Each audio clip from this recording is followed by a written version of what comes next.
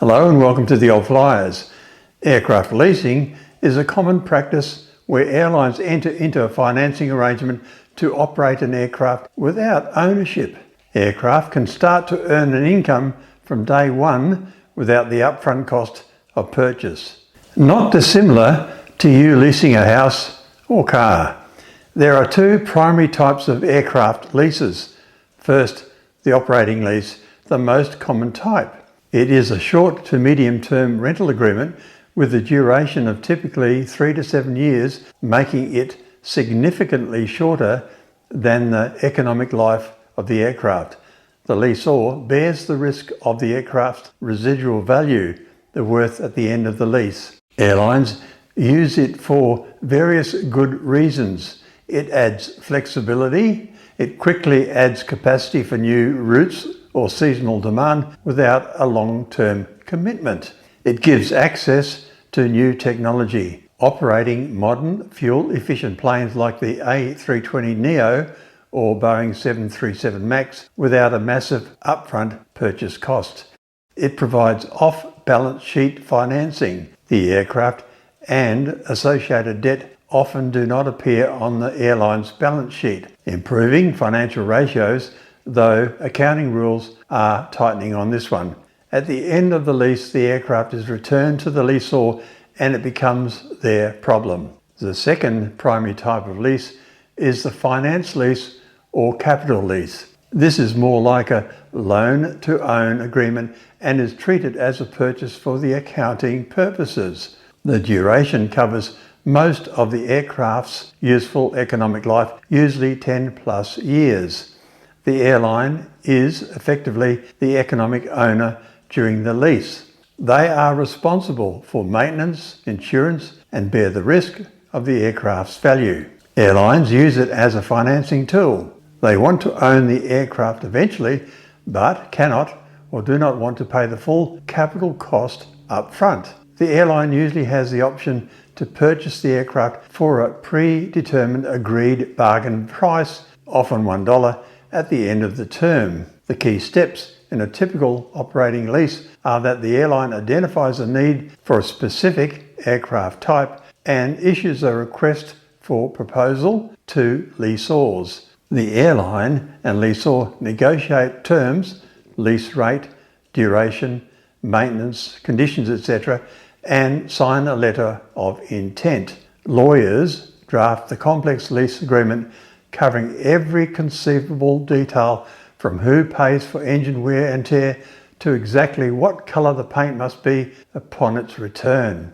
The lessor purchases a new aircraft from a manufacturer or takes one from its existing fleet and prepares it for the airline. The airline performs a rigorous inspection and formally accepts the aircraft. The airline then has to make regular monthly lease or rental payments. The lessor monitors the aircraft's technical condition and financial health of the airline throughout the lease term. At the end of the lease, the aircraft is returned to the lessor at an agreed upon location. The lessor performs a thorough inspection to ensure it meets the stringent return conditions specified in the lease. Any discrepancies are billed to the airline.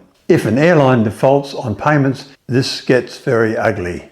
The lease agreement gives the lessor specific rights such as repossession, which is the most critical step. The lessor will then try to quickly find a new airline to lease the aircraft to or sell it to another party to recoup their losses. However, repossession is often a complex legal and logistical nightmare. It can involve navigating different countries' bankruptcy laws, and sometimes airlines or local authorities may physically block access to the aircraft. Notable airlines defaulting on leases include the Russian Airlines defaults of 2022. Following international sanctions due to the war in Ukraine, Western lessors demanded the return of over 400 aircraft leased to Russian airlines. The Russian government passed a law effectively stealing the aircraft, re-registering them domestically and preventing their repossession. This is arguably the largest single default event in history, with lessors facing billions of dollars in losses. LATAM Airlines entered Chapter 11 bankruptcy and rejected dozens of aircraft leases as part of its restructuring.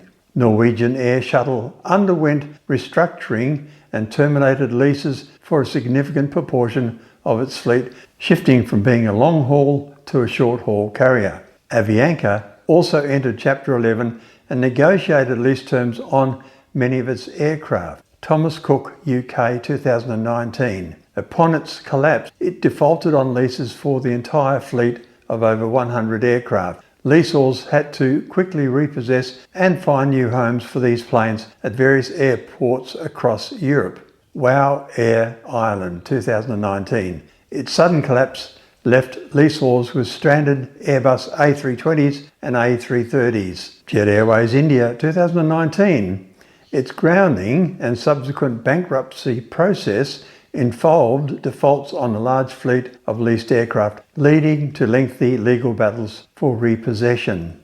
Kingfisher Airlines India 2012.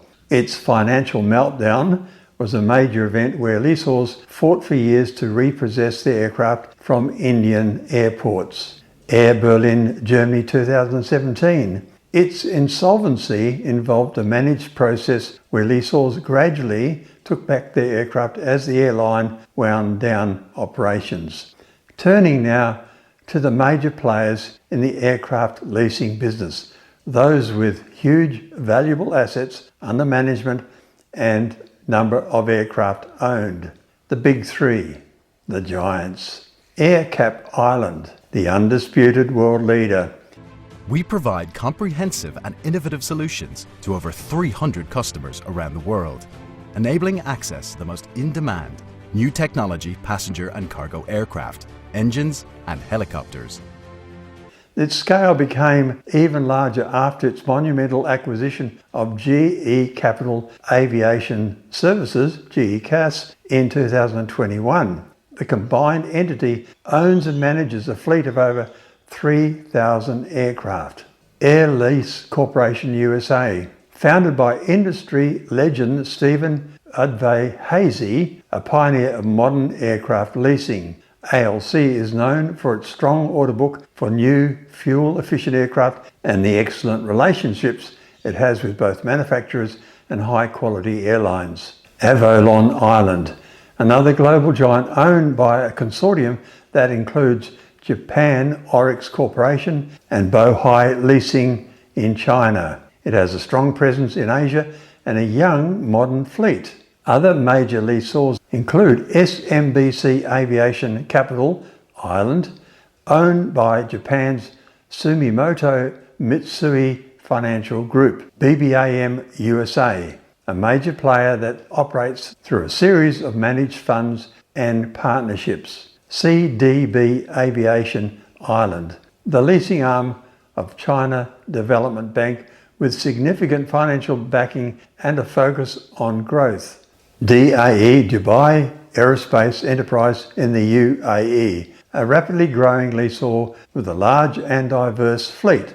BOC Aviation Singapore, the aircraft leasing subsidiary of Bank of China with a strong foothold in the Asia-Pacific region. In summary, for airlines, leasing provides crucial flexibility and liquidity. Instead of tying up hundreds of millions of dollars in buying an aircraft, they can use that capital for other things like marketing, hiring, or weathering downturns. It's a key risk management tool. For manufacturers, Boeing, Airbus for instance, lessors are massive customers who place bulk orders, providing a stable base of demand even when airline orders fluctuate with economic cycles.